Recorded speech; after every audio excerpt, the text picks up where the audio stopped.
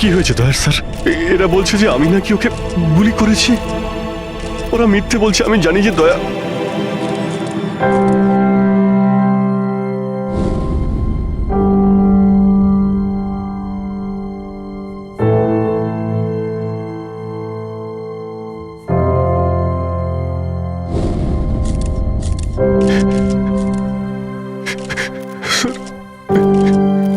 Sir আমি জানি না স্যার আমি কখন।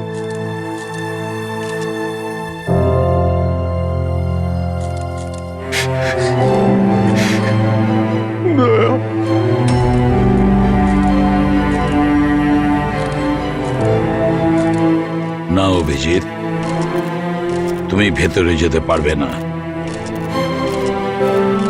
তুমি দয়ার প্রাণ নিয়েছো, তোমাকে আমরা গ্রেপ্তার করছি।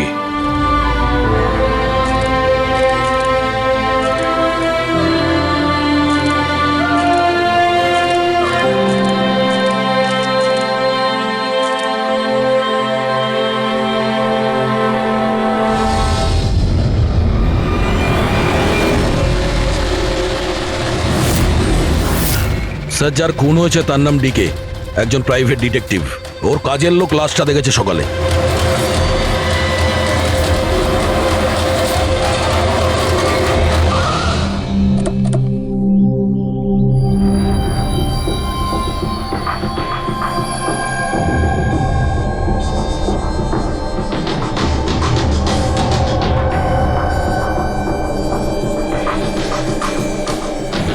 দয়া, এর মুখ তো ক্ষতবিক্ষত, মনে হচ্ছে পয়েন্ট ব্ল্যাঙ্ক রেঞ্জ থেকে একাধিক গুলি করে মারা হয়েছে একে।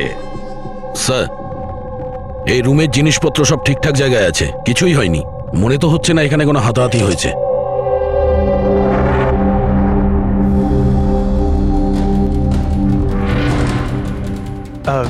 স্যার এই কাভার্ড আর লকার তো খোলা আছে, আর সব জিনিসপত্র নিজের জায়গায় আছে। দেখে তো মনে হচ্ছে যে কেউ এতে হাতই দেয়নি।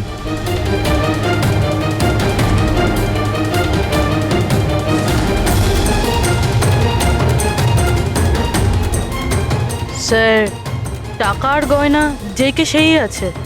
মনে হয় উনি যা চাইছিল সেটা পেয়ে গেছে।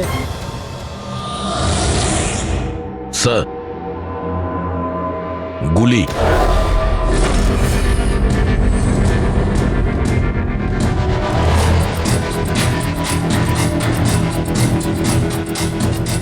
3টে গুলি চলেছে দয়া।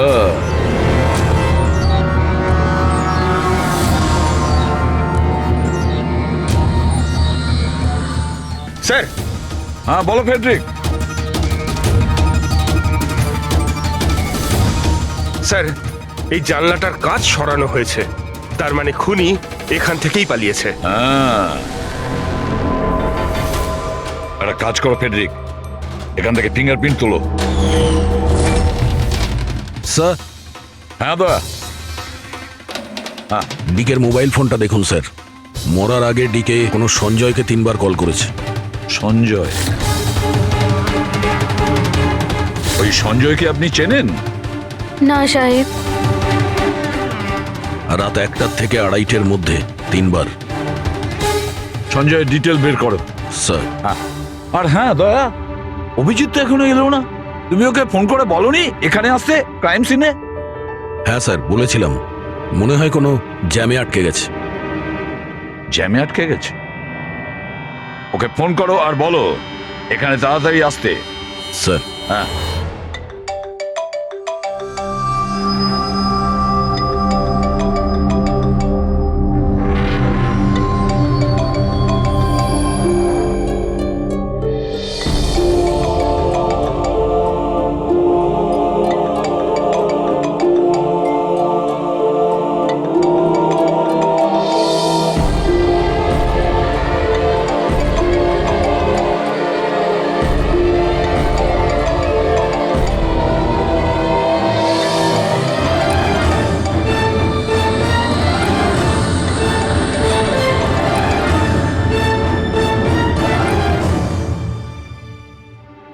হ্যাঁ দয়া, অভিজিৎ কি বলছে? কোথায় ও?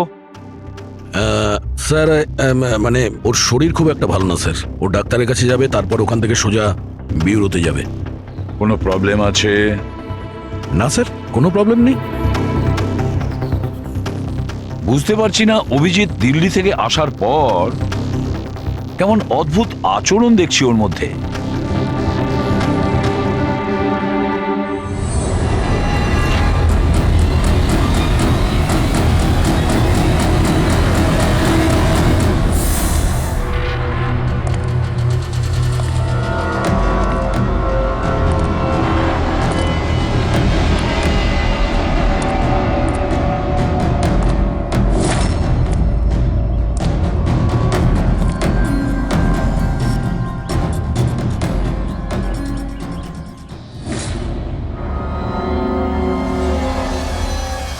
তোমার আমার সাহায্যের দরকার। তোমার? আরে ভাই, তুমি হলে গিয়ে সিআইডি অফিসার। হ্যাঁ, কিন্তু এই কাজটা এটা আমি একা করতে পারবো না। চলো ঠিক আছে, তোমাকে সাহায্য করব, এতে আর কি আছে। চলো চা তো খাওয়া যাক।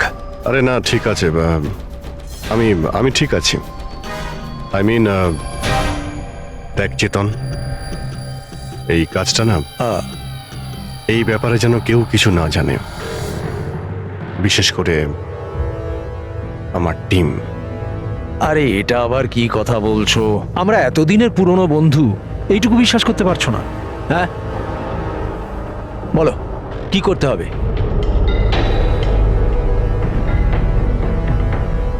কাউকে ফলো করতে হবে, নজর রাখতে হবে, আর এর জন্য তোকে টাকাও দেবো।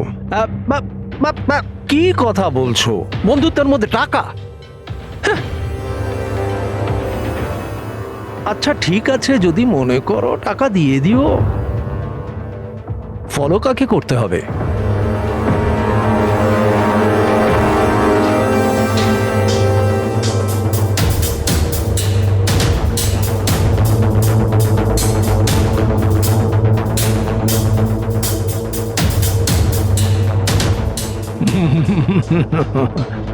অভিজিৎ, মনে হচ্ছে তুমি ভুল করে ভুল ছবি দিয়ে দিয়েছো। ভুল ছবি আমি দিইনি, একেই তোকে ফলো করতে হবে। এ কোথায় যায়, কি করে, কার সঙ্গে দেখা করে, সবকিছু রাত 10টা থেকে সকাল 6টা পর্যন্ত। আর প্লিজ কোনো প্রশ্ন করবি না, যা বলেছি তাই করবি, ব্যাস। ওকে? ওকে।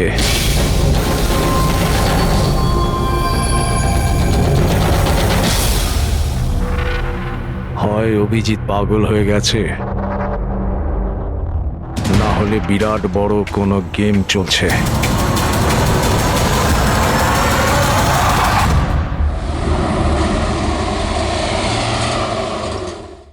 কি কি বলছেন? ও খুন হয়ে গেছে? মরার আগে ডিকে শেষবার ফোনে আপনার সঙ্গে কথা বলেছিল মাঝরাতে। কি কথা হয়েছিল আপনাদের মধ্যে? আমার কথাতে একজনের উপরে নজর রাখছিল, কোনো প্রমাণ পেয়েছিল, সেই জন্য আমাকে ফোন করেছিল। হায়ার করেছিলেন কেন? আমার বস মন্দিরা ম্যাডামের জন্য। মন্দিরা? কুমার জুয়েলার্সের ওনার, বিখ্যাত পেজ 3 সেলিব্রিটি। আশা করি আপনারা ওই দিল্লির কেসটার ব্যাপারে নিশ্চয়ই জানেন বোধহয়। ও হো হো হো হো, মন্দিরা কুমার, মন্দিরা দেবী। ওনার বিরুদ্ধে তো ওনার স্বামী, শ্বশুর, শাশুড়ি আর কেয়ারটেকারকে মারার অভিযোগ আছে, তাই না? ঠিক বলেছেন। কিন্তু সঠিক প্রমাণ না থাকার কারণে কোর্ট মন্দিরা দেবীকে ছেড়ে দেয়। আর তার কিছুদিন বাদেই মন্দিরা দেবীর পার্সোনাল অ্যাসিস্ট্যান্ট ঈশানা আত্মহত্যা করে নেয়।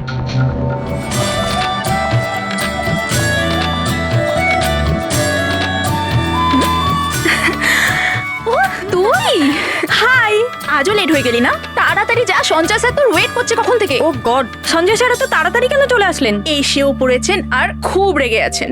মাই গড, তুই আমার ব্যাগটা সামলা, আমি এক্ষুনি আসছি।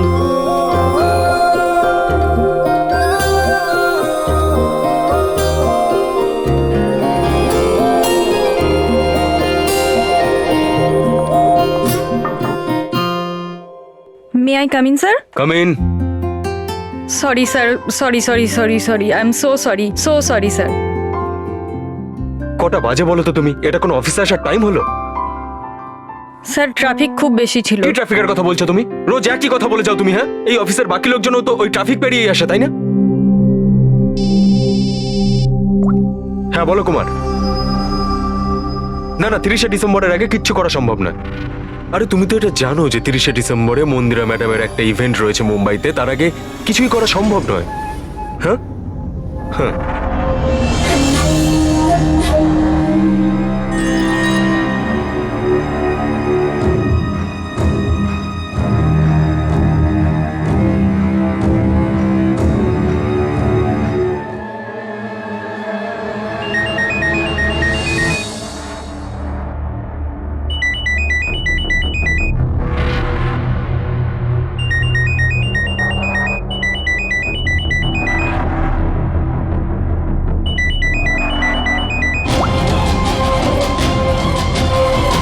ঠিক আছে। ওকে।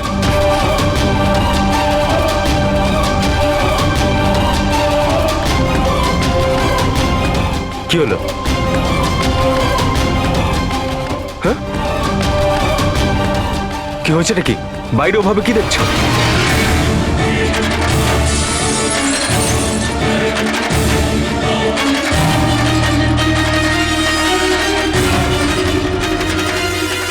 আমারই কেবিনের জানলা দিয়ে ঝাঁপ মেরে আত্মহত্যা করেছিল। আত্মহত্যা কেন করেছিল সেটা কেউ জানে না। আচ্ছা, মন্দিরা দেবী ডিকে কে কার ওপর কড়া নজর রাখতে বলেছিলেন? ওনার প্রাণ সংশয় রয়েছে। ডিকে সেটাই খোঁজ করার চেষ্টা করছিল। প্রাণের ভয় কার থেকে? আসলে কোর্ট থেকে ছাড়া পাওয়ার পরে কেউ ম্যাডামকে হুমকি দিচ্ছিল।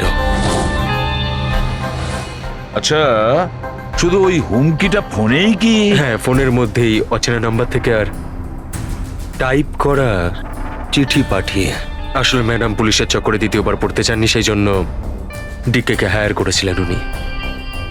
তো কিছু জানতে পেরেছে ডিকে? ওর হাতে কিছু প্রমাণ তো এসেছিল, কিন্তু ও সেটা পেন ড্রাইভে সেভ করে রেখেছিল। ওই পেন ড্রাইভটাও আমাকে দিতে চেয়েছিল, সেই জন্যই দিল্লি থেকে মুম্বাই এসেছিলাম আমি। কিন্তু ডিকের বাড়িতে ওর লকারটা খোলা ছিল। আচ্ছা, ওই লকার থেকে পেন ড্রাইভটা চুরি হয়ে যায়নি তো?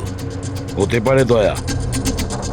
ওর বাড়িতে আমরা একটা ল্যাপটপও পেয়েছি স্যার, হয়তো ওর থেকে কিছু জানা যাবে। মন্দির এটা কি করে করতে পারলো? পুরো অ্যাকাউন্টটাই বন্ধ করে দিল।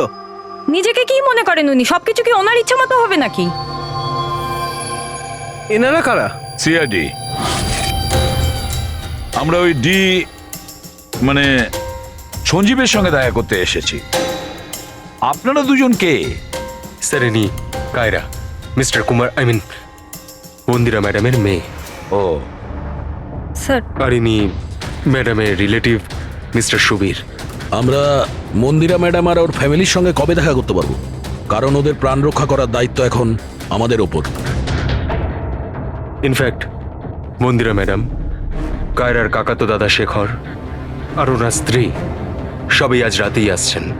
30শে ডিসেম্বর কুমার্স জুয়েলার্সের একটা বড় চ্যারিটি ইভেন্ট রয়েছে, তাতে পার্টিসিপেট করার জন্য। তাহলে ঠিক আছে, কালকে সকালেই দেখা হবে।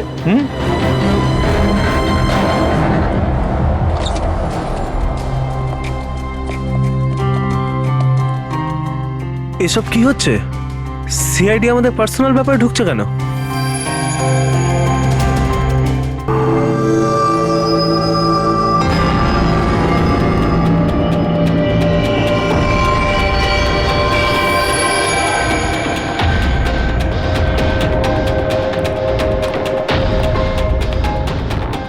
Good morning sir. Good morning. Hello sir, এখন কেমন আছেন আপনি? Murder investigation sir, private detective BK sir, বাড়িতেই মারা গেছে স্যার। এটা পুরো কেস ফাইল স্যার।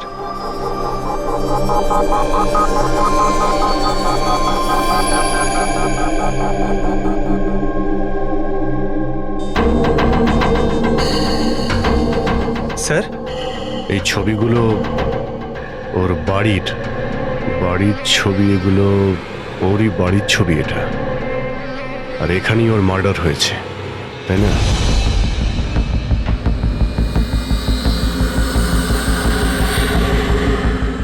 হ্যাঁ, এখানেই ওর মার্ডার হয়েছে। পঙ্কজ, ঘুরিয়ে কেন জিজ্ঞেস করছেন? আমরা এইমাত্র তো সেটাই বললাম। সেটাই তো স্যার, মনে হচ্ছে ওনার শরীর এখনো ঠিক হয়নি, কোনো গন্ডগোল মনে হচ্ছে স্যার।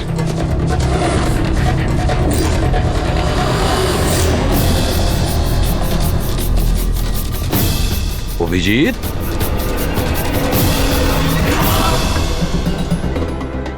Good morning sir. কি হয়েছে তোমার? হ্যাঁ, কোন জগতে ছিলে?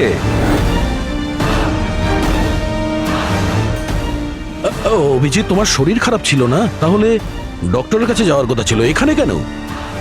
হ্যাঁ হ্যাঁ স্যার, ওই কিছুদিন ধরেই শরীরটা ভালো নেই স্যার, কিন্তু এখন ঠিক আছে। I am better now. Yeah, গোলমাল চলছে। স্যার, ডিকে সঞ্জয়কে যে পেন ড্রাইভটা দিতে যাচ্ছিল, ওর যে ডেটা আছে ওগুলো উদ্ধার করার যে একটা উপায় আছে স্যার। পেন ড্রাইভ তো পাওয়া যায়নি তো। তাহলে ডেটা কোথা থেকে পাবে? স্যার, আছে না একটা উপায় আছে, ওই আমরা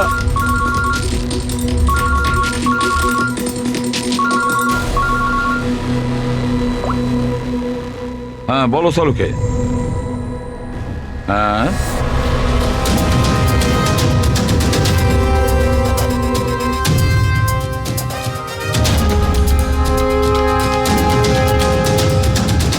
দয়া স্যার,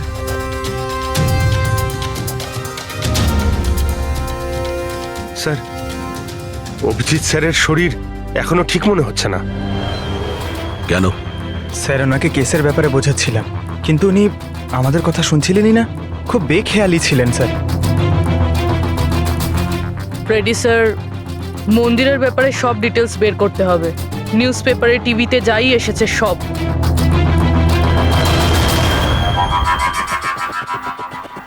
বাড়িতে ঢোকার একটাই রাস্তা আছে, মেন গেট। চাবি ডিকে আর ওর বাড়ির মেডের কাছে থাকে। বাথরুমের জানালা তার মানে খুনি খুনি বাথরুমের জানালার কাঁচ খোলে আর ভিতরে ঢোকে, আর তারপর অভিজিৎ ক্রাইম সিনে ছিলই না, আর এখানে তো বাথরুমের কোনো ফটোও নেই। তাহলে ও এগুলো কি করে জানলো? অভিজিৎ আমার কাছে কিছু লুকোচ্ছে, কিন্তু কি?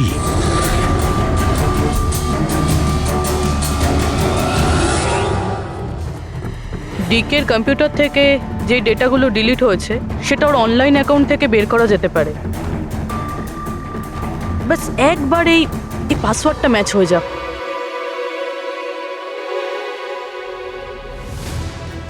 কিছুদিন ধরেই শরীরটা ভালো নেই স্যার, কিন্তু এখন ঠিক আছে। আই এম বেটার না। স্যার ওনাকে কেসের ব্যাপারে বোঝাচ্ছিলাম, কিন্তু উনি আমাদের কথা শুনছিলেনই না। খুব বেখেয়ালি ছিলেন স্যার।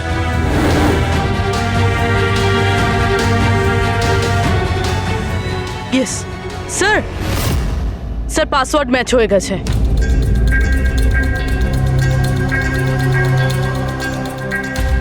স্যার এতে তো ভিডিও রয়েছে, চেক করি। স্যার এটা তো ডিকের কম্পাউন্ডের ভিতরের ফুটেজ। এর মানে ওখানে সিসিটিভি ক্যামেরা আছে? আছে না, ছিল। আমাদের পৌঁছানোর আগেই কেউ বার করে নিয়েছে। কিন্তু বের কে করেছে? অন্য ভিডিওটা দেখো।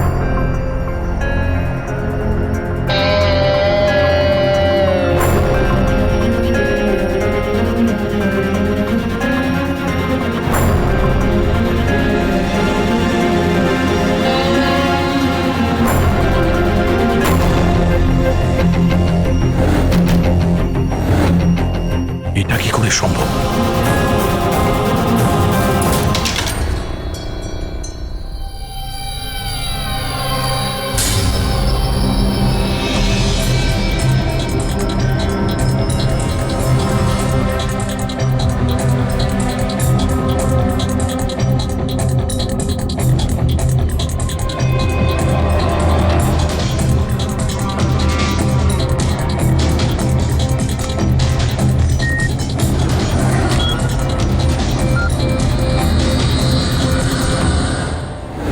ডক্টর সালুকে আপনি খুব ভালো করে ক্রস চেক করেছেন তো? মানে বন্দুক তো আমাদের কাছে নেই, তাই বলছিলাম কোথাও কোনো ভুল? না দয়া, কোনো ভুল নেই। আমি একবার নয় 10 বার ক্রস চেক করেছি। মানছি যে বন্দুকটা আমাদের কাছে নেই, কিন্তু বন্দুকের রেকর্ড তো আমাদের কাছে আছে। সেই গুলিটা যা দিয়ে ডিকেকে মারা হয়েছে, সেই গুলিটা ওর বন্দুক থেকেই চলেছিল। গুলির প্যাটার্ন, গুলির উপর লেগে থাকা চিহ্ন, সবকিছু এইটাই প্রমাণ করছে যে সেটা অভিজিতেরই বন্দুক। স্যার স্যার গুলি অভিজিতের বন্দুক থেকে চলেছে, কিন্তু তার মানে তো এটা নয় যে অভিজিৎ গুলিটা চালিয়েছে। এক্স্যাক্টলি স্যার, সেই কারণে আমি এই কথা এসিপি স্যারকে বলিনি, শুধুমাত্র আপনাদের সঙ্গে কথা বলেছি, যাতে আমি এই মামলা সুরাহা করতে পারি। কি তুমি এই কথাটা এসিপি কে জানাওনি? কি বলবো স্যার, কি বলবো ওনাকে? যেখানে আমার বিশ্বাস হচ্ছে না, তাহলে ওনাকে কি বলবো? তুমি যদি এই কথাটা বিশ্বাসই না করবে, তাহলে ফোন করে আমাকে কেন জিজ্ঞাসা করেছিলে? যে বন্দুক থেকে ডিকে কে মারা হয়েছে সেই বন্দুকটা অভিজিতের না? কি এমন ছিল যার জন্য তুমি অভিজিৎকে সন্দেহ করেছিলে? কি ছিল ওটা? এই কারণে ডক্টর, যখন আমরা একটু পিছিয়ে দাও।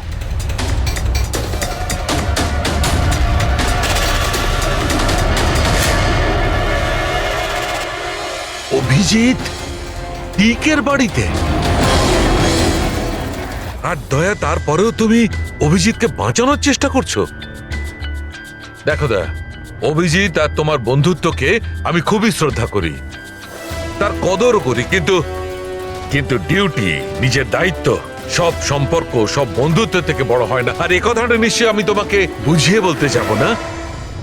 স্যার পোক্ত কোনো প্রমাণ ছাড়া অভিজিৎ স্যারকে সন্দেহ? এটা প্রমাণ নয় তো কি পুরবি? অভিজিৎ ডিকের বাড়িতে ঢুকেছিল, এটা যদি প্রমাণ নয় তো কি পুরবি? অভিজিৎ স্যার ডিকের ঘরে গেছিল সেটা আমরা দেখেছি, কিন্তু উনি ডিকেকে মেরেছেন এটা তো আমরা দেখিনি।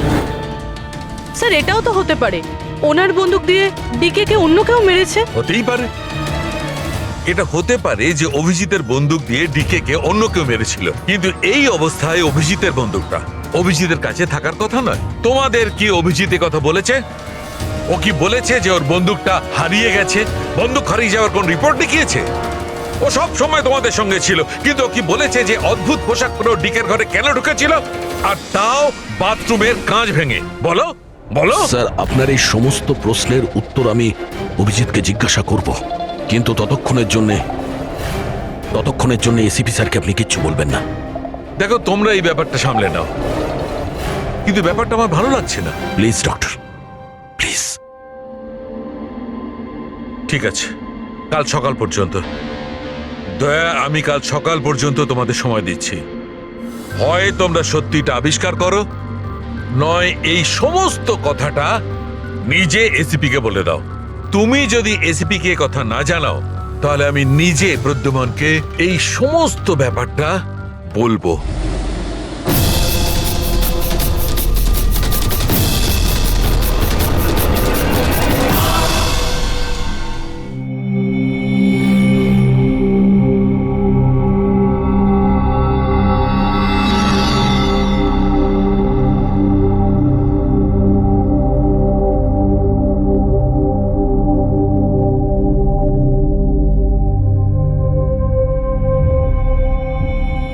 আধ ঘন্টার বেশি হয়ে গেল, 10টা থেকে 10:30 হয়ে গেল, এখনো আসেনি।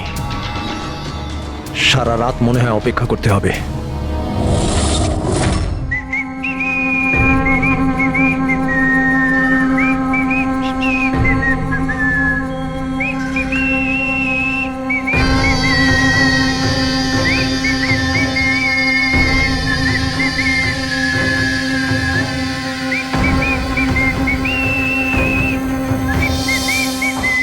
ভুল ছবি আমি দিইনি, একেই তোকে ফলো করতে হবে।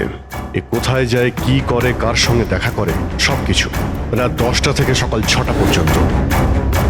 এটা অভিজিৎ? ওর কি হলো? এরকম সেজেছে কেন?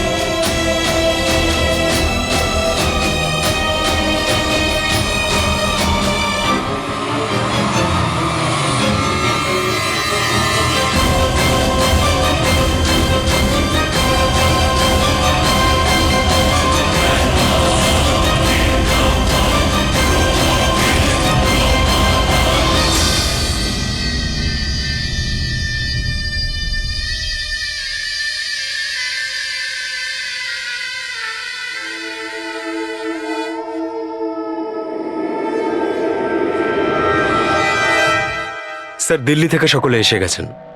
মন্দিরা ম্যাডাম, আমারা মন্দিরা ম্যাডামের দাওরের বউ। কায়রা, মন্দিরা ম্যাডামের সৎ মেয়ে। সুবীর, মন্দিরা ম্যাডামের বোনজি।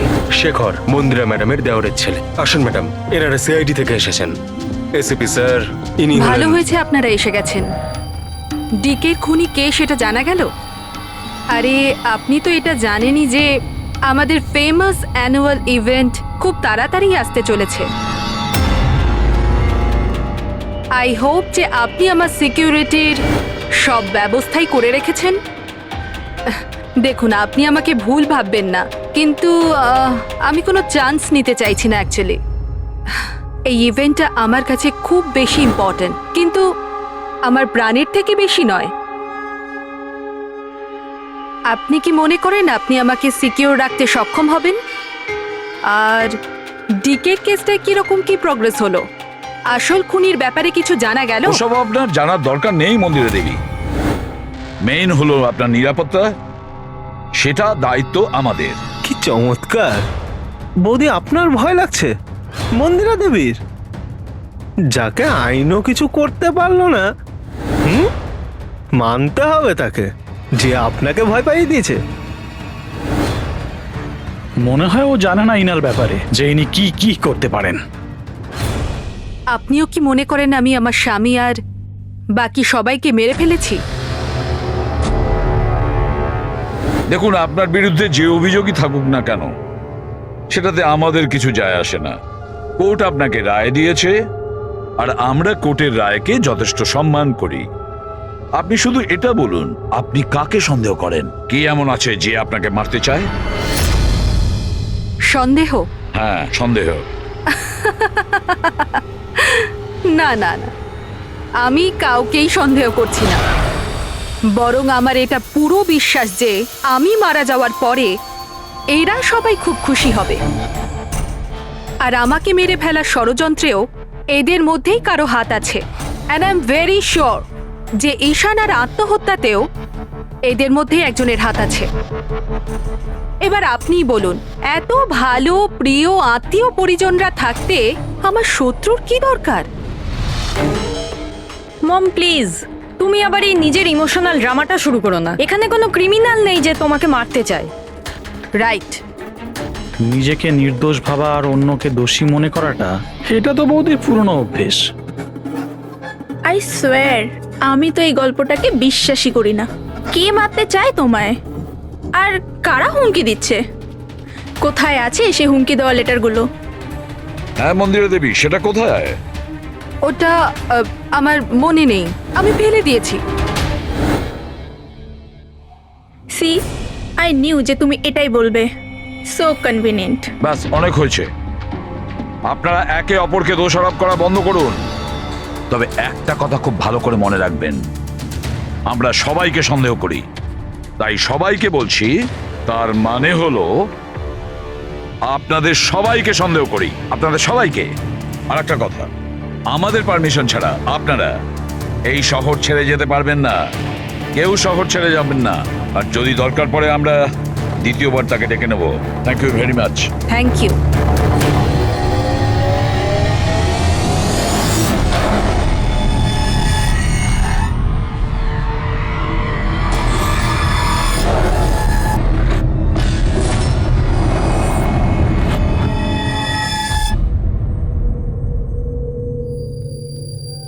এটা এটা আমি?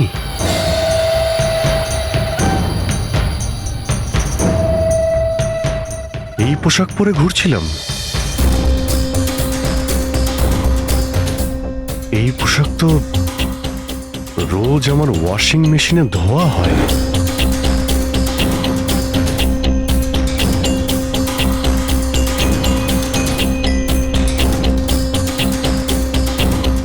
আর এই জুতো, এগুলো এত নোংরা যেন আমি পরেছি, কিন্তু আমার মনেই নেই যে এই পোশাক আমি কখন পরেছি। সত্যি আমার কি হচ্ছে আমার সাথে? এই গাড়িতে কে আছে? হ্যাঁ, কার কার সঙ্গে আমি কথা বলছিলাম? না, আমি দেখিনি। তুমি কথা বলছো, তুমি সেটা জানবে। আর তুমি আমাকে চিনতেই পারলে না? আরে তোর যদি সুইসাইডই করার হয় তাহলে তুই অন্য কোনো বড় গাড়ির সামনে জানা। আমার সামনে কেন এসেছিস? কিভাবে কথা বলছো? এরকম সেজে ঘুরছো কেন তুমি? এই, ইট ইজ মাই স্টাইল, টনির স্টাইল। তুই কে? আমি কে? আমাকে চেনো না? হ্যাঁ, আর এই টনিটাকে? আরে টনি আমি আবার কে? আরে অভিজিৎ, দেখো, কোনো কেসের জন্য তুমি যদি এরকম করে থাকো আমাকে বলে দাও। এভাবে ভয় দেখিও না। আচ্ছা আচ্ছা, এ অভিজিৎ, কিসের কেস? আর তুই কি বলছিস কিছুই আমার মাথায় ঢুকছে না। আমার নাম হলো টনি। টনির সঙ্গে পাঙ্গা নিবি না, বুঝেছিস? সরে যা আর আমাকে যেতে দে। চল।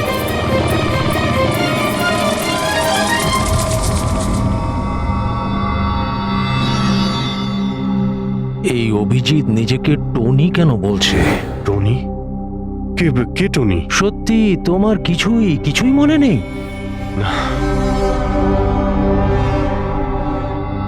আমার কিছুই মনে নেই, সত্যি বলছি আমি। তার মানে তুমি গাড়িতে ওদের সাথে কথা বলছিলে, তারপরে তুমি গেস্ট হাউসের ভেতরে গেলে। Guest house? হ্যাঁ, তার কিছুক্ষণ পরে তুমি বাইরে এলে। আমি গেস্ট হাউসের ভিতরে গেলাম? ভিতরে গিয়ে আমি কি করলাম? হ্যাঁ, তুই দেখেছিস কিছু করেছিলাম আমি? আমি কি করে দেখবো, আমি তো বাইরে ছিলাম না। সব কি হচ্ছে? আমাকে ওখানে যেতে হবে। কোথায়? গেস্ট হাউসের নাম কি? হ্যাঁ,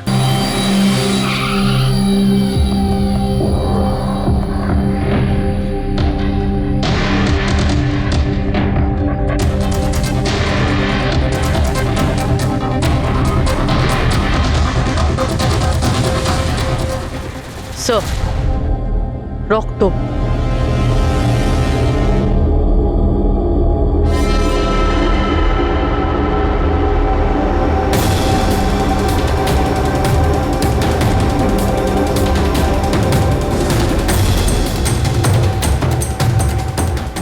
অভিজিৎ,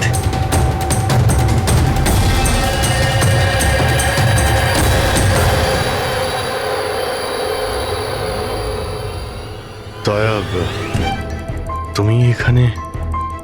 তোমার ফোন ট্র্যাক করে আর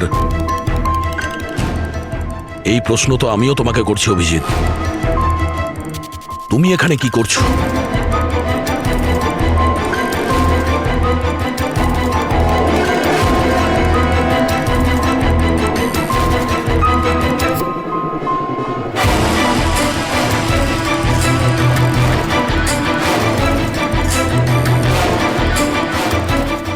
না, এটা আমি আমি আমি বলছি দয়া, এখানে এখানে কি হয়েছিল? অভিজিৎ, এখানে কি হয়েছে ওটা তো আমি দেখছি, তুমি বলো কে করেছে এটা? হ্যাঁ, তো তুমি এদের দুজনকে মেরেছ? আমি? অভিজিৎ, তোমাকে কিছু জিজ্ঞাসা করলাম, তুমি মেরেছ এদের?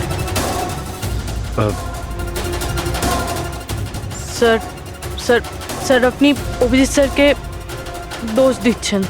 আমার দোষ দেওয়ার কোনো ইচ্ছা নেই পুরবি, তুমি নিজে দেখছো না এখানে দুটো লাশ পড়ে আছে, রক্তে ভেসে গেছে, আর সিআইডি অফিসার অভিজিৎ লাশের মধ্যে থেকে এই ব্যাজটা তুলছে, বা এটা বলতে পারো প্রমাণ চুরি করছে। অভিজিৎ, আমি তোমাকে আবার জিজ্ঞাসা করছি, তোমার সাথে অপরাধীদের মতো ব্যবহার করতে আমাকে বাধ্য করো না। কি করবো দয়া, আমি কি বলবো? যদি আমি বলি যে এই কাজটা আমি করিনি, তুমি মানবে? যদি বলি যে আমি জানি না যে আমি করেছি নাকি করিনি, আই নো আমি ভুলভাল বলছি, কিন্তু কিন্তু তোমরা তো আমাকে চেনো। অভিজিৎ, আমার সামনে যে প্রমাণগুলো পড়ে আছে ওগুলো দেখে আমরা কিছু বলতে পারবো না। আমাকে আমার ডিউটি করতে হবে।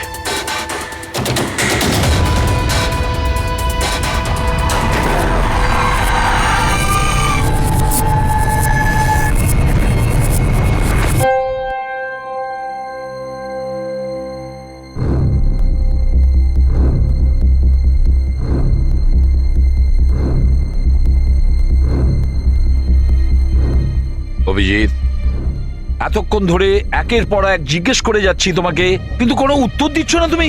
হ্যাঁ, তুমি জানো তোমার ওপর কি অভিযোগ আছে? মাথায় কিছু ঢুকেছে? স্যার, ওই এক মিনিট, ব্যাস, তোমার কাছে এটা আশা করিনি। এত কিছু ঘটে গেল, তুমি আমাকে বলনি কেন? আমাকে বলনি দয়া? শালুকে আমাকে বললো, তা নাহলে তো আমি জানতামই না। তা আমি তাই করেছি যেটা উচিত ছিল। বলো অভিজিৎ। তুমি কি এই খুনটা করেছো? অভিজিৎ, তুমি কি এই খুনটা করেছো? আমি জানি না স্যার। কেন জানো না? তুমি কেন জানো না? হ্যাঁ, ডিকের বাড়িতে তুমি লুকিয়ে লুকিয়ে ঢুকেছিলে, সেটা আমি সিসিটিভিতে দেখেছি। ওই লাশগুলোর পাশে তুমি দাঁড়িয়েছিলে। এই দয়া তোমাকে এখানে ধরে নিয়ে এসেছে। ডিকে আর বডিগার্ডের উপরে যে গুলিটা চলেছে সেটা তোমার গান থেকে চলেছে, ওই গান থেকে চালানো হয়েছে। আর তুমি বলছো তুমি কিছুই জানো না? আমার চোখের ওপর চোখ রেখে তুমি বলো, বলো তুমি এই খুন করোনি, বলো তুমি এইগুলো কিছুই জানো না। বললাম তুমি জানি না স্যার, আমি কিছুই জানি না স্যার। সরি। কি বলবো আপনাকে, আমি কি বলবো স্যার?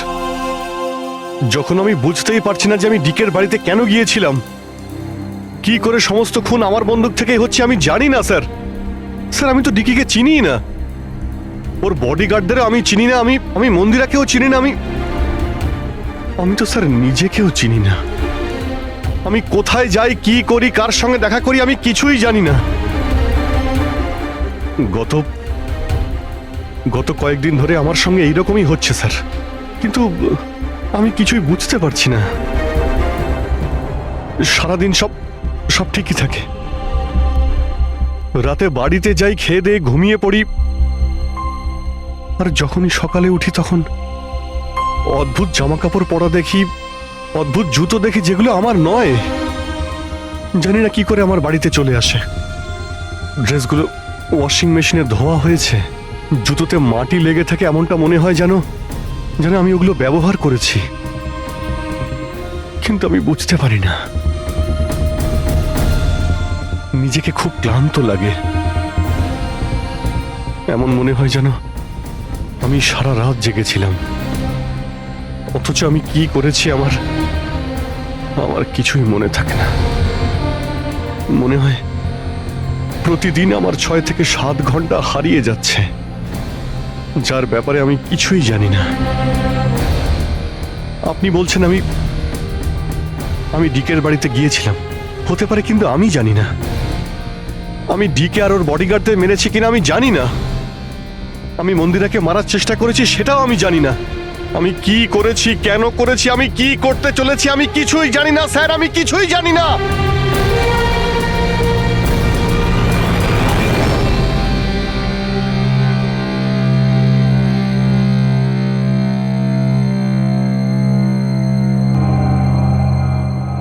দেখো অভিজিৎ, এই মুহূর্তে তুমি নিজের জন্যে আর অন্যদের জন্যেও বিপজ্জনক। আমি তোমাকে একা ছাড়বো না, আমি তোমাকে নজরবন্দি রাখবো, আর দয়া তোমার ওপর নজর রাখবে।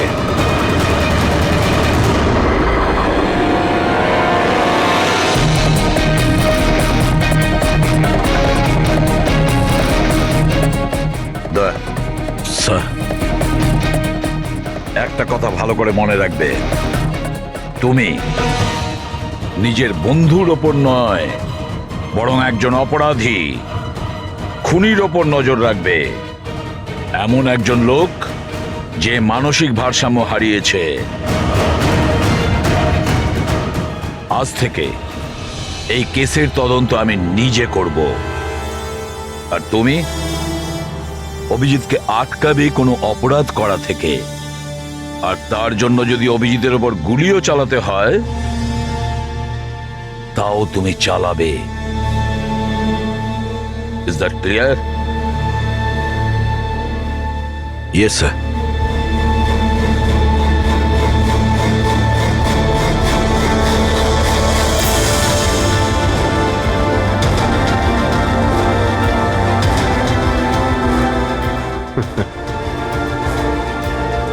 হাত করা পড়িয়ে দাও ভাই।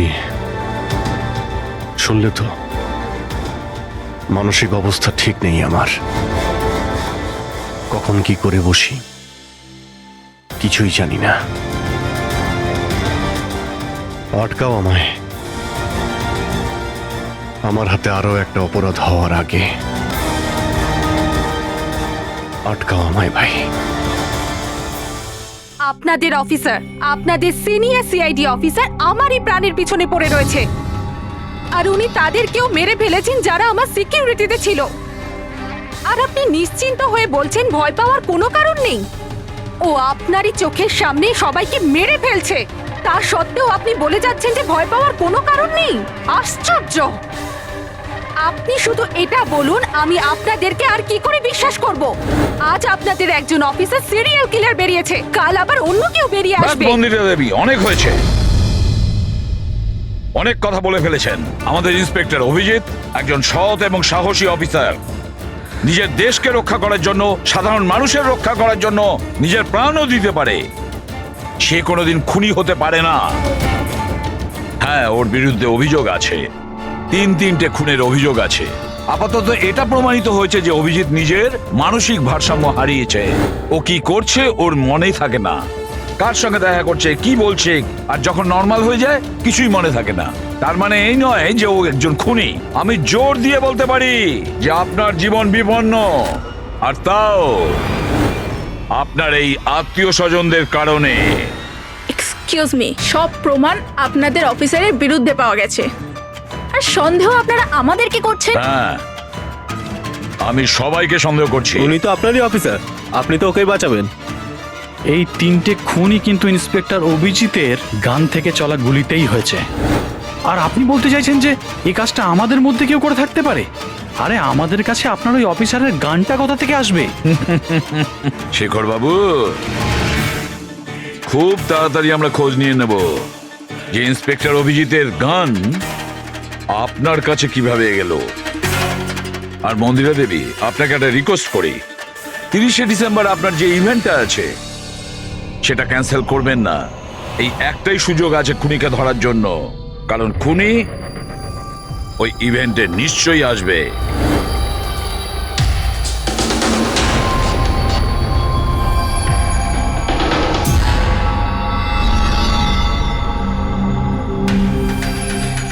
স্যার স্যার হ্যাঁ সঞ্জয়, কি হচ্ছে? স্যার, আপনি অভিজিৎ স্যারের ব্যাপারে কিছু বলছিলেন যে ওনার ভিতরে অন্য একজনের প্রতিফলন ঘটে, স্মৃতিশক্তি ওনার, মানে উনি আগের দিন রাতের কথা মনে করতে পারেন না। হ্যাঁ, তো ঠিক এরকমই, এক্স্যাক্টলি এরকমই অন্য আরেকজনের সাথেও হয়েছিল। কার সঙ্গে বলুন? স্যার ঈশানা। ঈশানা? যেদিনও আত্মহত্যা করেছিল তার কিছুদিন আগে থেকেই একদম এরকমই আচরণ করতে শুরু করেছিল। কি অদ্ভুত রকম হয়ে গিয়েছিল, অন্য মনস্ক থাকতো। যেদিন আত্মহত্যা করেছিল তার কিছুদিন আগে থেকেই একটা অদ্ভুত রিংটোন সেট করেছিল নিজের ফোনে, আর তারপর সেই দিন হঠাৎ করে ওই রিংটোনটা বাজতে শুরু করলো। আর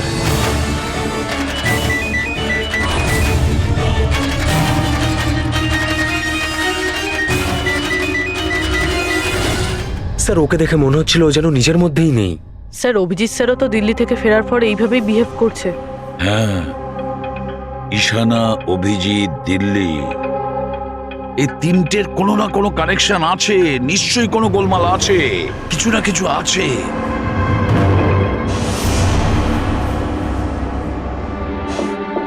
কফি। আরে খেয়ে নাও ভাই, কিছুই মেশাইনি। আমি এখানেই আছি, পালিয়ে যাচ্ছি না। অভিজিৎ, তুমি এই কথাগুলো লুকিয়েছো কেন আমাদের থেকে? লুকোতে হয়েছিল ভাই, কি করব আমি? আমি কিছুই বুঝতে পারছিলাম না যে আমি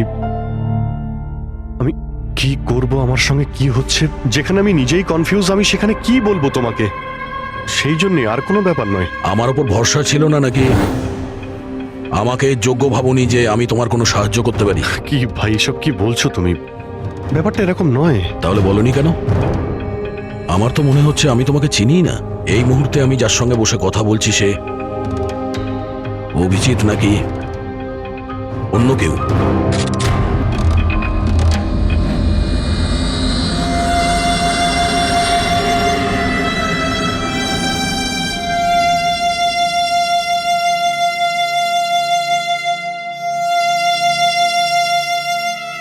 আমি তোমার কোনো ক্ষতি করব না। অভিজিৎ হই বা টনি, স্বপ্নেও তোমার কোনো ক্ষতি করব না। বন্দুক দেখানোর দরকার নেই। বিষয়টা তা নয় যে তুমি আমার কোনো ক্ষতি করবে। বিষয় এটা যে আমি এখানে শুধুমাত্র আমার ডিউটি করছি, আর আমি কোনো চান্স নিতে চাই না। আমি তো তোমাকে হয়তো চিনি না।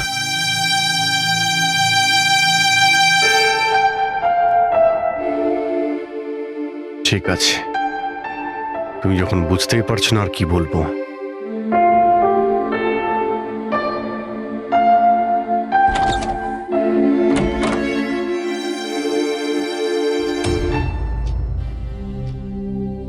ডক্টর মহেশ, আমি আপনাকে পুরো ব্যাপারটা জানিয়েছি। এবার আপনি বলুন আপনার কি মনে হচ্ছে। দেখুন, এক্ষুনি আপনারা যেটা বললেন যে এই অভিজিৎ আর ঈশানার ব্যাপারে, এটার থেকে তো একটা ব্যাপার একদম পরিষ্কার যে দুজনের কন্ডিশনই একদম সমান। Artificially induced split personality. এটাকে যদি সোজা ভাষায় আপনাদের বোঝাই তাহলে এই কন্ডিশনে পেশেন্টের মস্তিষ্কে তার এই নিজের ব্যক্তিত্ব ছাড়াও অন্য আরও একটা ব্যক্তিত্ব প্ল্যান্ট করা হয়, যেটা কোনো বিশেষ কারো আদেশ বা নির্দেশ অনুযায়ী চলাচল করে। আর এটাকে এমনভাবে সেট করা হয় যাতে ওই ব্যক্তিত্ব বিশেষ ধার্য করা সময়ে বিশেষ ধরনের ট্রিগার পেলে ওই ব্যক্তিত্বকে সম্পূর্ণ প্রভাবিত করে। আর যতক্ষণ এই প্রভাব চলতে থাকে সে পুরনো ব্যক্তিত্বের বিষয়ে না তো কিছু জানতে পারে আর না তার সেই পুরনো ব্যক্তিত্ব সম্বন্ধে কিছু স্মরণে থাকে। এটা হলো মানুষের মস্তিষ্ক। এই মস্তিষ্কের দুটো ভাগ রয়েছে। সচেতন মস্তিষ্ক মানে কনসাস স্টেট অফ মাইন্ড, যার মধ্যে আমরা এখন আছি। অচেতন মস্তিষ্ক মানে semi conscious state of mind, মানে যখন আমরা ঘুমিয়ে থাকি তখন সক্রিয় হয়। আর কখনো কখনো জেগে থাকার সময়ও কোনো নেশার বা কোনো ওষুধের প্রভাবেও আমাদের অচেতন মস্তিষ্ক সক্রিয় হয়ে ওঠে। সচেত আর অচেত দুটো অবস্থাতেই মস্তিষ্ক ভিন্ন ভিন্ন কাজ করে, কিন্তু এই অবস্থাতে দুটো মস্তিষ্কই যা চিন্তা করে, কোনো কথা বা কোনো স্মৃতি সব সেভ করে নেয়। সচেত মস্তিষ্কের মধ্যে সেভ করা কথাবার্তা আমাদের অনেক বছর ধরে মনে থাকে, কিন্তু অচেত মস্তিষ্কে সেভ করা কথাবার্তা আমাদের মনেই থাকে না। ডক্টর মহেশ, এটা একটা হিপনোটাইজের মতো সম্মোহন, যাতে মানুষের মস্তিষ্ককে পুরো কন্ট্রোল করে যা কিছু করানো যায় রোবটের মতো, আর পরে কোনো বিশেষ আওয়াজ করে ওই সম্মোহনটাকে ভেঙে দেওয়া যায়। মানুষের কিছুই মনে থাকে না। না না না ডক্টর সালুকে, সম্মোহন একদম আলাদা প্রক্রিয়া। সম্মোহন অবস্থায় আপনি মানুষকে ততক্ষণই কন্ট্রোল করতে পারেন যতক্ষণ সে সম্মোহিত আছে। সম্মোহিত অবস্থা থেকে একবার বেরিয়ে আসার পর তাকে আবার সম্মোহিত করতে হয়। এখানে ব্যাপারটাই পুরো আলাদা। এখানে মানুষের মস্তিষ্কে একটা ঘটনা যা আদৌ ঘটেইনি, একটা ব্যক্তি যার কোনো অস্তিত্বই নেই, তাকে ওই মানুষের মস্তিষ্কের ভিতরেই প্ল্যান্ট করা হয়। তার মস্তিষ্কে এই কথাটাই ফিট করা হয়। আচ্ছা, তার মানে এত কিছু অভিজিতের সঙ্গেও ঘটেছে। কোনোভাবে অভিজিৎ ওই ট্রিগারগুলো পেয়ে যায়, যার কারণে টনি জেগে যায়। Exactly sir. রাতে অভিজিৎ ঘুমিয়ে পড়ার পর নিশ্চয়ই কোনো না কোনো আওয়াজ শুনতে পায়, যেটা ওই টনির জন্য একটা ট্রিগারও হতে পারে। হয়তো ওই আওয়াজটা শুনেই টনি জেগে যায়, কিন্তু অভিজিৎ সেখানেই ঘুমিয়ে থাকে। টনি জেগে যায় যে টনি আসলে খুনি, একজন বদমাশ, একজন অপরাধী। আর অভিজিৎ যাদেরকে চেনে ও তাদের কাউকেই চেনে না। যদি এটাই হয়তো অভিজিতের ভেতরের টনিকে কোনোভাবে কমেন্ট দেওয়া হয়েছে মন্দিরাকে মেরে ফেলার জন্য, তাহলে 30শে ডিসেম্বর ইভেন্টে টনি এর পরিণাম দেখতে চায়। মন্দিরাকে মেরে ফেলার চেষ্টা করবে 2 দিন পরেই, 30শে ডিসেম্বর।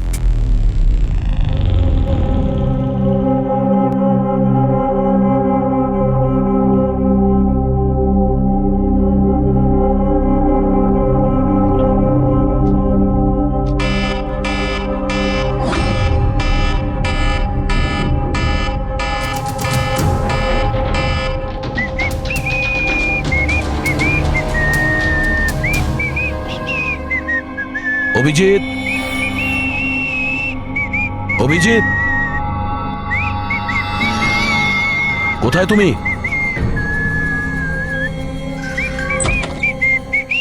অভিজিৎ, অভিজিৎ, ওই শুনতে পাচ্ছ না?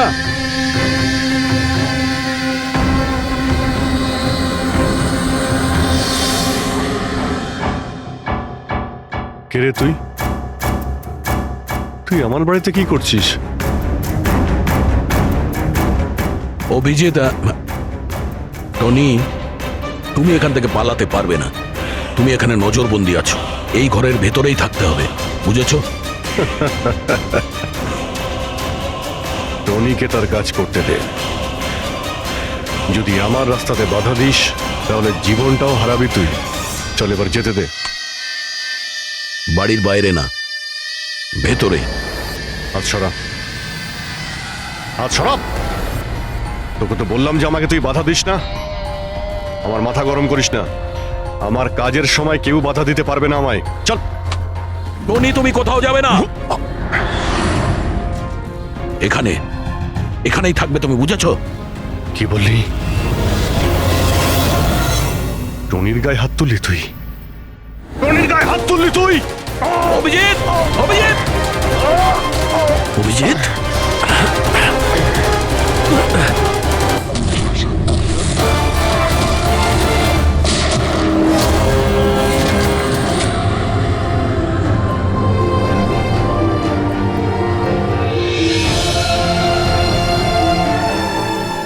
স্যার দয়া, কি হয়েছে? কি হয়েছে দয়ার স্যার? এরা বলছে যে আমি নাকি ওকে। না অভিজিৎ, তুমি ভেতরে যেতে পারবে না। তুমি দয়ার প্রাণ নিয়েছো, তোমাকে আমরা গ্রেপ্তার করছি।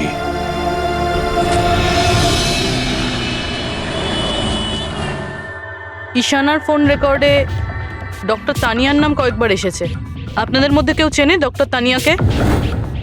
আত্মহত্যা করার আগে উনি ডক্টর তানিয়ার সাথে দেখা করেছিলেন কি?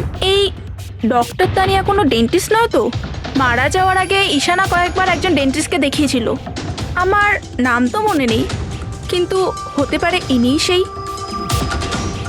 যতদূর আমার মনে হয় ইনি কোনো ডেন্টিস্ট তো নন।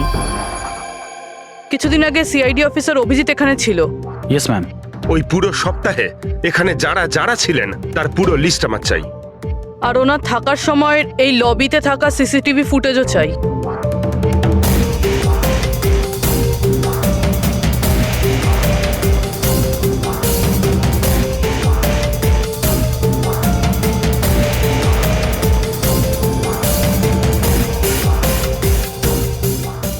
এক মিনিট পজ করুন। এই মহিলাকে যার সাথে অভিজিৎ স্যার কথা বলছে? পুরবি, এই লিস্টটাতে ডক্টর তানিয়ার নাম আছে। উনি এখানেই ছিলেন যতদিন অভিজিৎ স্যার এখানে ছিলেন। মনে হচ্ছে ওই মহিলাই। কি নাম এই মহিলার? ম্যাম, ডক্টর তানিয়া সপ্তাহখানি ধরে এখানেই ছিলেন। স্যার, এই তানিয়ার সাথে দেখা করতেই হবে। স্যার, তানিয়া মুম্বাইয়ের প্যারাডাইস হোটেলে রয়েছে। টিকিট পাবো না আমি মানেটা কি? লুক, আমাকে এক্ষুনি ইন্ডিয়া থেকে বাইরে যেতে হবে। Do you understand? Yes. Doctor Tania? হ্যাঁ, আপনি কে? ঈশানার বন্ধু, সিআইডি অফিসার পুরবী।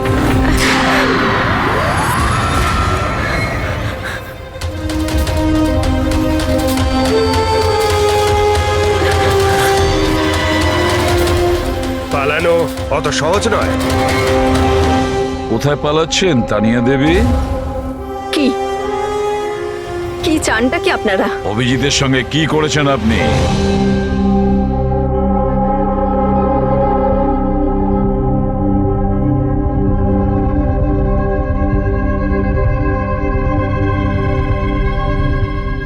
ঈশানার অভিজিতের ব্রেনের ওপর আমি এক্সপেরিমেন্ট করেছি।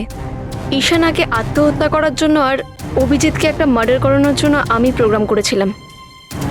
কিভাবে কিভাবে সেই প্রোগ্রামটা করেছেন? আর্টিফিশিয়ালি ইলিউশন স্প্লিট পার্সোনালিটির সাহায্যে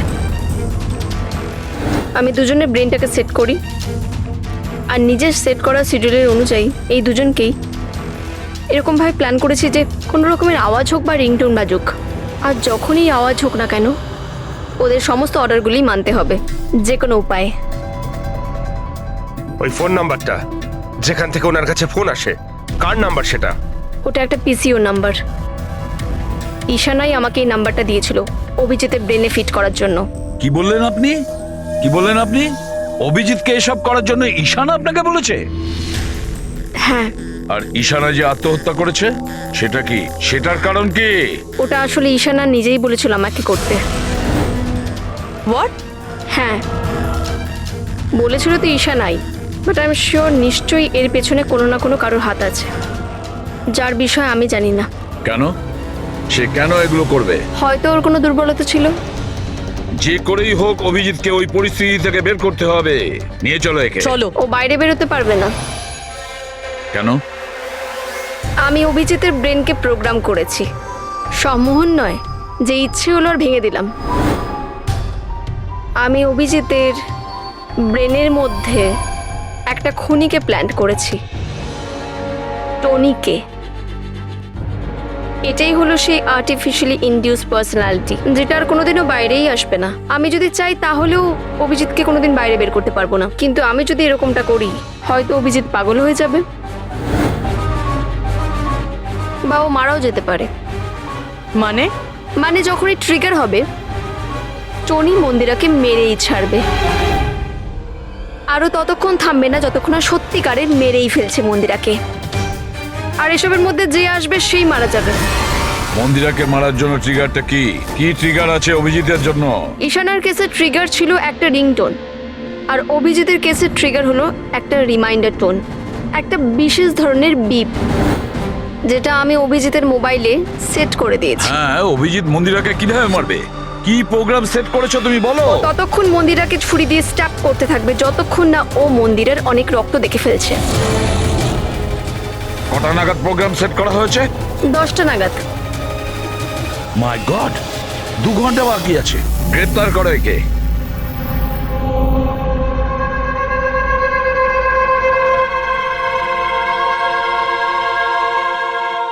জীবনে কখনো ভাবিনি স্যার যে আপনার ওপর অপরাধীর মতো নজর রাখতে হবে।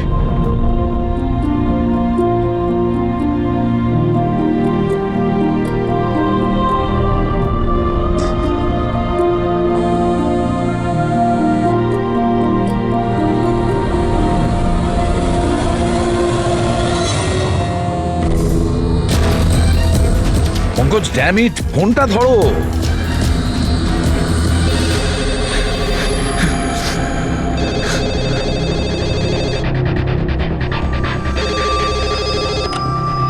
হ্যালো পঙ্কজ, কোথায় ছিলে তুমি? মোবাইলটা ধরোনি কেন? সরি স্যার, আমার ফোন সাইলেন্টে ছিল। স্যার আমি এখানেই আছি অভিজিৎ স্যারের কাছে। শোনো আমার কথা, এক্ষুনি তুমি অভিজিতের ফোনটা সুইচ অফ করো। কি স্যার, ফোন সুইচ অফ করবো? ওর ফোন সুইচ অফ করো যেভাবে আমি বলছি, এখনই, এই মুহূর্তে। অভিজিৎ স্যারের ফোন স্যার? প্রশ্ন করো না, যা বলছি তাই করো। অভিজিতের ফোন বন্ধ করো। দেখো, হাতে আমাদের সময় নেই। অভিজিৎ যে কোনো সময় খুনি হয়ে যেতে পারে। যাও তাড়াতাড়ি। না না,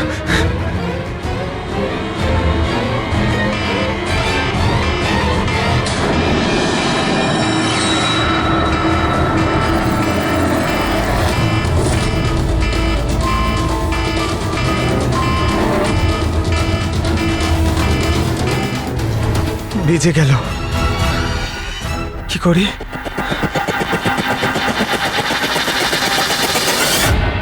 অভিজিৎ স্যার, অভিজিৎ স্যার কোথায় গেলেন? অভিজিৎ স্যার, অভিজিৎ স্যার,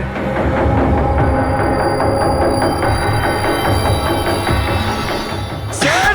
তুই আমাকে আটকে রাখবি? হ্যাঁ, আমাকে আটকে রাখবি তুই? টনিকে? হ্যাঁ, টনি আর টনির কাজের মাঝে যে আসবে তাকে মরতে হবে, মরতে হবে তাকে।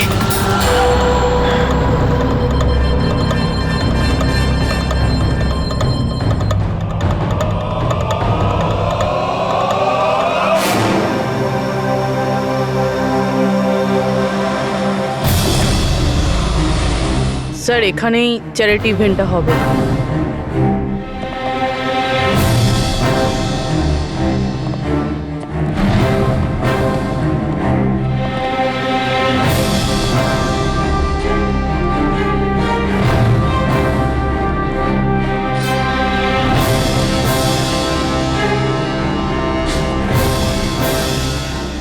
আপনারা এখানেই দাঁড়ান প্লিজ।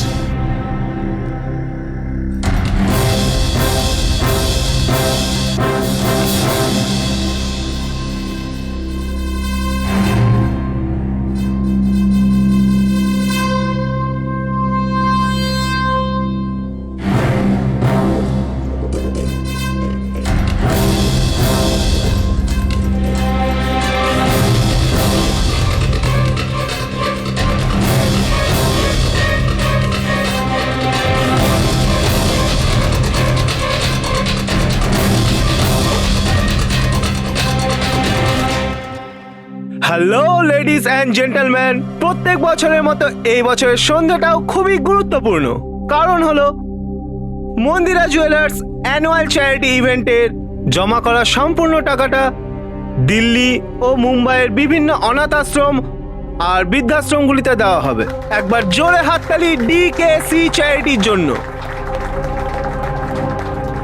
প্রত্যেক বছরের মতো এই বছরও আমাদের প্রধান অতিথি আছেন। তিনি আর কেউ না, তিনি হলেন মিসেস খান্না। তাহলে আসুন বন্ধুরা, একটা জোরে হাততালি দিয়ে স্বাগত জানাই মিসেস খান্নাকে। Mrs Khanna,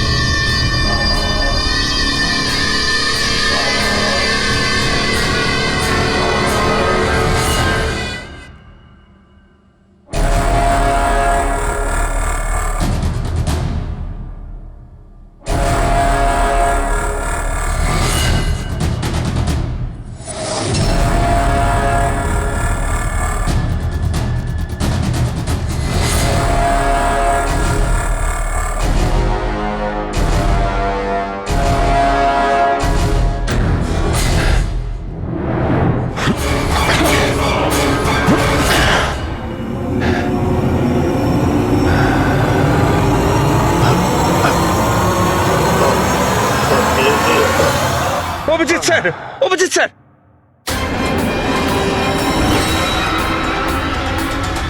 sir, sir, lights on. Sir, sir, Abhijit ঠিক আছে? স্যার, স্যার, ওকে তাড়াতাড়ি নিয়ে চলো, তাড়াতাড়ি এসো।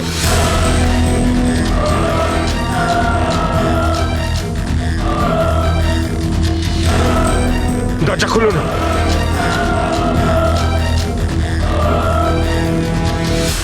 মন্দিরা দেবী, টনি তার মিশন কমপ্লিট করেছে, মন্দিরা দেবীকে মারার। আর আমাদেরকে ভরসা করার জন্য আপনাকে অসংখ্য ধন্যবাদ। আপনারা সবাই আমাকে এখানে আনলেন কেন? আমার তো এখন স্টেজে থাকা উচিত। ম্যাডাম, আমাদের একটা প্ল্যান আছে। প্ল্যান? রবি,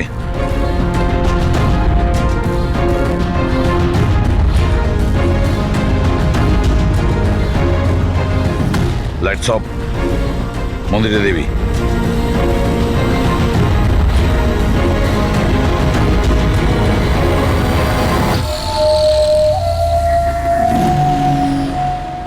আর আপনার প্রশংসা না করে পারছি না। Thank you. মম, তুমি ঠিক আছো তো? এসব কি? আপনারা আমাদের গ্রিন রুমে লক করে কি করতে চাইছিলেনটা কি? আসল খুনি তো অন্য কেউ, তাই না? স্যার, আপনি সবকিছু মায়ের জীবনের ঝুঁকি নিয়ে করেছেন। যদি সত্যিই মায়ের কোনো ক্ষতি হয়ে যেত তাহলে? এতে তো সত্যি ভীষণ বড় রিস্ক ছিল স্যার, বাট আই হোপ এবার বিপদ কেটে গেছে। বিপদ এখনো কাটেনি, কারণ এই খেলার আসল মাস্টারমাইন্ড এখনো ধরা পড়েনি। গল্প এখনো অনেক বাকি আছে।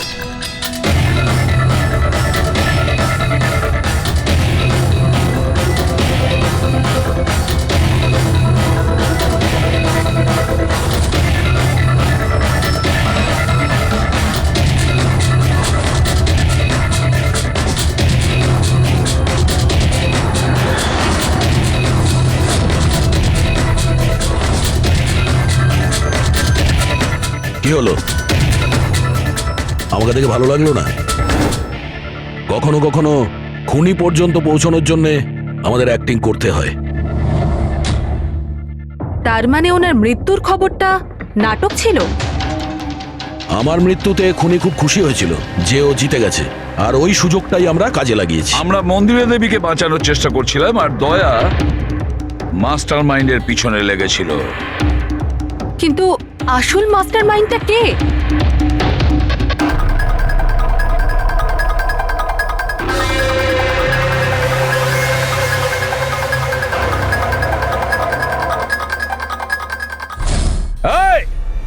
স্যার, স্যার কেউ পালালো স্যার।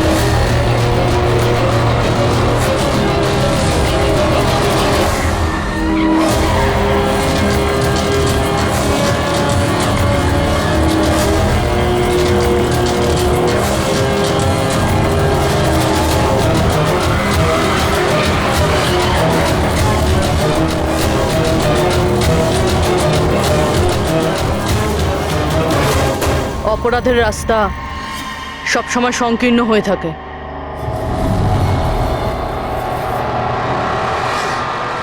তুমি এটাই ভাবছো যে আমরা কি করে জানলাম যে তুমি খুন করেছো? আমরা তো এটা জানতাম যে এই মাস্টারমাইন্ড মন্দিরা দেবীর নিজেরই কোনো লোক। তাই আমার মৃত্যুর পরে আমি সব থেকে আগে এটা খোঁজ নিয়েছি যে আপনাদের মধ্যে কে সে যে অভিজিৎকে চিনতো বা দেখা করেছেন। তারপরে আমার মনে এলো যে ক্রাইম ব্রাঞ্চের সেমিনারের জন্য অভিজিৎ দিল্লি গিয়েছিল। ওই সেমিনারে আসা লোকেদের লিস্ট যখন আমি দেখলাম তখন জানলাম যে কায়রাও গিয়েছিল। ক্রিমিনাল সাইকোলজির স্টুডেন্ট কায়রা। আর তানিয়াকে জিজ্ঞাসাবাদ করার পরে আমরা জানতে পারলাম যে ঈশানাই এই সমস্ত কাজ করতে বলেছে। ওই সময় ঈশানার মা সরকারি হাসপাতালে অ্যাডমিট ছিলেন, আর তার কিছুক্ষণের মধ্যেই ঈশানার মাকে বেসরকারি হাসপাতালে যেখানে অ্যাডমিট করা হয়েছিল সেখানকার পুরো খরচ মিস কায়রা করেছিল। আর সবচেয়ে বড় ক্লু ওই পিসিও, যেখান থেকে অভিজিৎ স্যারের কাছে অর্ডার আসতো। দয়া স্যার সেখানে নজর রেখেছিল, আর সেখানেও তোমাকে দেখা গিয়েছিল। Okay fine, I give up. মেনে নিচ্ছি যে আপনারা খুবই স্মার্ট, কিন্তু স্যার এই কথাটা তো আপনিও মানবেন তাই না, যে আমিও অনেক স্মার্ট? হ্যাঁ, স্মার্ট তো তুমি বটেই। ক্রিমিনাল সাইকোলজির একজন ব্রিলিয়ান্ট স্টুডেন্ট, যে সৎ মায়ের থেকে নিজের পুরো পরিবারের খুনের বদলা নিতে চেয়েছিল। লোকেদের মস্তিষ্ক নিয়ে খেলা করা আর তাদের নিজের চক্রব্যূহে ফাঁসানো, এটাই এনার বিশেষত্ব। তাই আমি ভাবলাম যে এনাকে এনারই পদ্ধতিতে মেরে দিলে কেমন হয়। সেই কারণেই আমি ঈশানার সাথে দেখা করি, আর তারপর ডক্টর তানিয়ার সাহায্য নিই। She was mad, she wanted to do an experiment. তারপর আমি ঈশানাকে অনেক বুঝিয়েছি, অনেক বোঝানোর পরে শি ওয়াজ রেডি। ওই এক্সপেরিমেন্ট নিজের উপর করায়, কিন্তু somehow I was never convinced. আমি সবসময় কনফিউজ ছিলাম যে ওই এক্সপেরিমেন্টটা করতে পারবে না। আর ঠিক ওই সময় আমার সাথে দিল্লিতে অভিজিতের দেখা হয়, আর ওনার সাথে দেখা হওয়ার পর আমি ভাবলাম যে এত সৎ আর ভালো অফিসার থাকা সত্ত্বেও এই এক্সপেরিমেন্ট অন্য কেউ কেন করবে। তারপর আমি আর ডক্টর তানিয়া অভিজিৎকে ব্যবহার করি।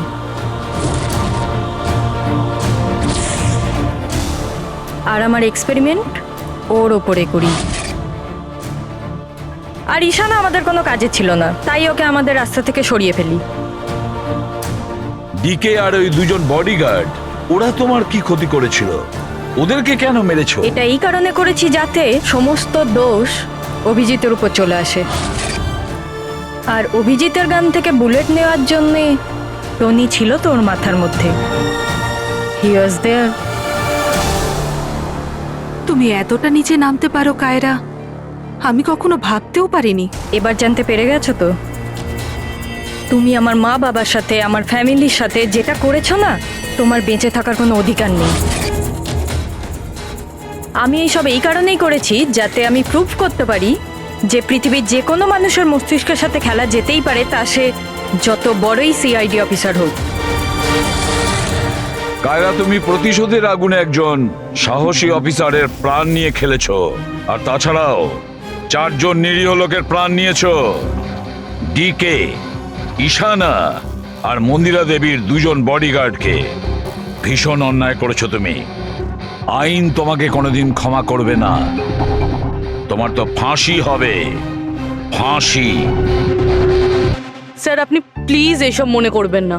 একটা বাজে স্বপ্ন ভেবে ভুলে যান। বাজে? ভয়ানক।